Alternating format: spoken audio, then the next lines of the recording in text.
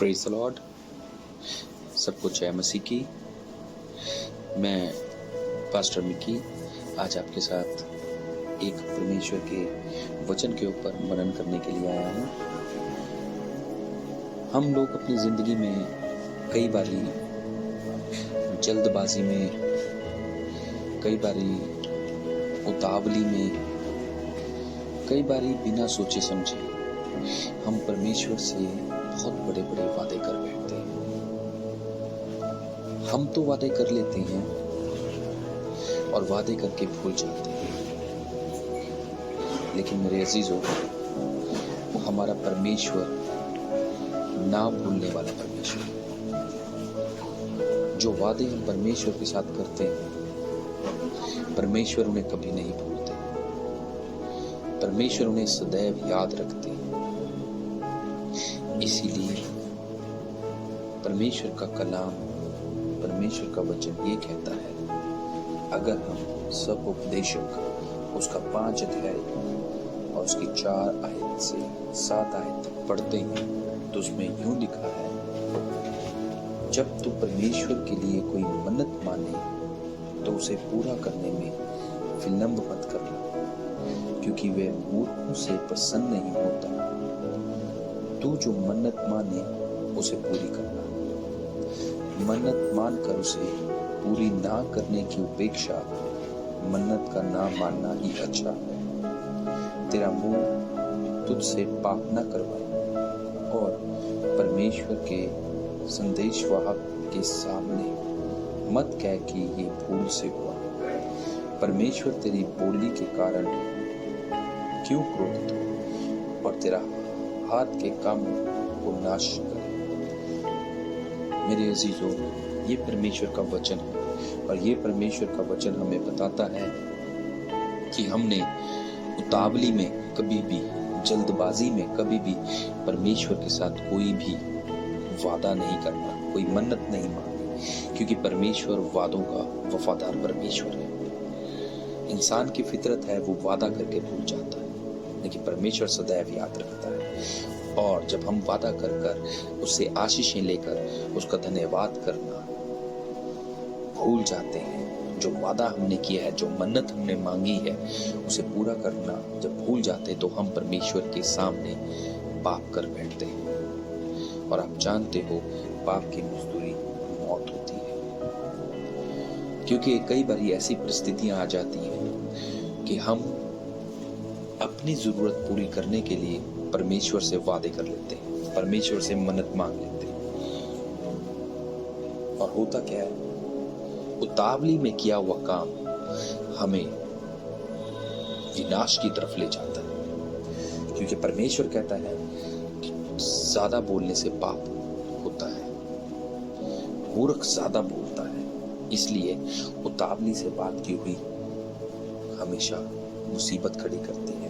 परमेश्वर का कलाम साफ साफ बोलता है, बोलने में उतावली मत करना, या परमेश्वर के सामने अपने हृदय का कोई विचार प्रस्तुत करने के लिए शीघ्रता मत करना, क्योंकि परमेश्वर तो स्वर्ग में है और तू पृथ्वी पर। तेरा वचन थोड़े ही हों, क्योंकि ज्यादा बोलने से हम पाप कर बैठते हैं। जैसे परमेश्वर का वचन कहता है, नीति वचन उसका 10 अध्याय और उसकी 19 आयत में लिखा है, जहां बहुत बातें होती हैं वहां अपराध भी होता है, परंतु जो अपने मुंह को बंद रखता है वे बुद्धि से काम करता है। मेरे अजीजों, कई बार आपने देखा होगा, कईयों के पास परमेश्वर गर्भ की आशीष नहीं देता। वो उतावली में बोल बैठते हैं कि अगर परमेश्वर मेरे को बेटा दे तो मैं वो तेरे को अर्पण कर दूंगा या कर दूंगी। कई बार कईयों को नौकरी नहीं मिलती, वो उतावली में बोल बैठते हैं कि हम पहली सैलरी सारी की सारी परमेश्वर के भवन में देंगे। कई बारी हम बहुत बहुत बड़ी बातें कर देते हैं, अगर परमेश्वर ये करे हमारे लिए हम वो कर देंगे, वो करेगा, ऐसे कर देगा, बीमारी ठीक कर दे तो मैं ये करूँगा या करूँगी। तो मेरे अजीजों, हम वादे तो उतावली में कर लेते हैं, कई बारी ज्यादा बोलकर हम काम कर तो लेते हैं, और परमेश्वर तो वफादार परमेश्वर है। वो तो हमारी प्रार्थनाओं को सुन लेता है, लेकिन हम वादों में निकम्मे ठहर जाते हैं। हम वादे पूरे नहीं करते, जिससे क्या होता है कि हम परमेश्वर की निगाह में कसूरवार ठहरते हैं। मेरे अजीजों, ऐसे ही परमेश्वर का वचन बताता है, मूसा ने भी मरीबा में ऐसा ही किया। मूसा जो खुदा का बेटा था, जो खुदा के हुक्मों पे चलता था, सिर्फ मूसा ही ऐसा व्यक्ति था जिसने परमेश्वर की पीठ देखी है।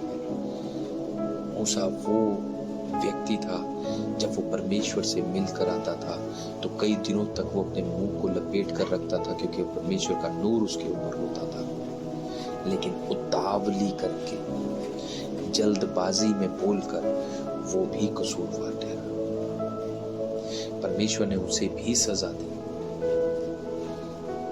भजन संहिता 106 और उसकी 32 और 33 अगर आप पढ़ते हो तो उसमें साफ साफ लिखा हुआ है, साफ साफ लिखा है कि मूसा उतावली में बोल बैठा और दंड के योग्य ठहरा। इसीलिए मेरे अजीजों, परमेश्वर का वचन साफ साफ कहता है, अगर आप याकूब की पत्री और उसका 5 अध्याय और उसकी 12 आयत पढ़ते हो तो उसमें लिखा है, पर मेरे भाइयों, सबसे श्रेष्ठ बात ये है कि तुम शपथ ना खाना, ना तो स्वर्ग की और ना पृथ्वी की और ना किसी और वस्तु की, पर तुम्हारी बातें हाँ की हाँ और नहीं की नहीं हो, जिससे कि तुम दंड के योग्य ना ठहरे।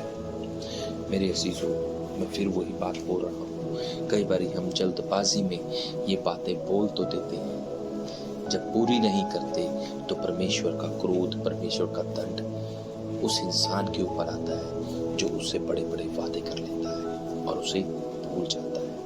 मेरे अजीजों, अगर हम वचन को ध्यान से पढ़ते हैं और अगर आप परमेश्वर के सामने कोई वादा कर बैठे तो उसे जैसे खुदा की बेटी ने पूरा किया, आप भी उसे पूरा करने में विलंब मत करना।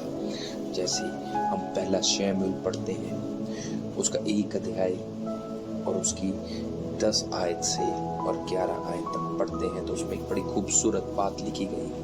वहाँ पे परमेश्वर खुदा की एक बेटी है जिसका नाम हन्ना है, और हन्ना के वो बांझ है और उसके पास कोई औलाद नहीं है। उसका हस्बैंड है, उसका पति है एल्काना, उसने एक शादी की, उससे उसके बच्चे हुए, वो और भी ज्यादा परेशानी में आ गई, वो और भी ज्यादा दुख में आ गई, तो उसने अपना दुख अपने परमेश्वर के सामने रखा, अपने दिल को खोल के रख दिया। वचन में लिखा है, और वे अत्यधिक विस्तृत होकर यहोवा से प्रार्थना करने और बिलक बिलक कर रोने लगे। फिर उसने मन्नत मानी और कहा, हे सेनाओं के यहोवा, यदि तू अपनी दासी के दुख पर सचमुच ध्यान करे, उसे स्मरण करे और अपनी दासी को ना भूले, परंतु अपनी दासी को एक पुत्र दे, तो मैं उसे उसके जीवन भर के लिए यहोवा को दे दूंगी और उसके सिर पर कभी बिस्तरा नहीं चलने पड़ेगा। मेरे अजीजों, उसने परमेश्वर के साथ वादा किया, उसने परमेश्वर के साथ मन्नत मांगी, उसने मन्नत मांगी परमेश्वर से, उसने परमेश्वर के साथ वादा किया। और मेरे अजीजों, अगर हम आगे वचन पढ़ते हैं, पहला शमूएल उसका 2 अध्याय और उसकी 20 और 21 आयत है। मेरे अजीजों, वो वफादार थे, वो वफादार, उसने जो वादा किया वो उसने पूरा किया। और वो जैसे ही वो बिलक बिलक के रो रही थी और एली याजक के द्वारा परमेश्वर ने उसको आशीषित किया, उसके द्वारा उसकी भविष्यवाणी की, तो वो अगले साल एक बहुत खूबसूरत बेटे से आशीषित हुई।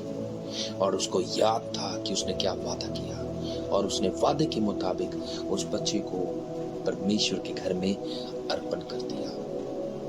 ये है वफादारी, ये है परमेश्वर के साथ वादे किया हुआ पूरा करना। क्योंकि वो बांझ थी, कितने सालों से उसके पास बच्चा नहीं था, लेकिन खुदा ने जब उसकी प्रार्थना को सुनकर उसका उत्तर दिया, वो अपने वादे को भूली नहीं, उसने अपना वादा निभाया। उसने वो बच्चा, वो बेटा जो उसका उत्तम बेटा था, पहला बेटा था, उसने बिना सोचे समझे, बहुत सारे लोगों ने बहुत कुछ कहा होगा, लेकिन उनकी किसी की नहीं सुनी। उसने परमेश्वर से जो वादा किया उसे पूरा किया।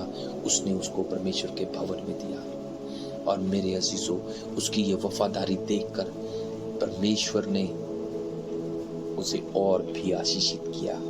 परमेश्वर का वचन पहला शमूएल उसका 2 अध्याय और हम उसका पढ़ते हैं 20 और 21। तो उसमें लिखा है, जब परमेश्वर ने उसकी वफादारी देखी तो परमेश्वर ने उसे 5 बच्चों से आशीषित किया। हालेलुया।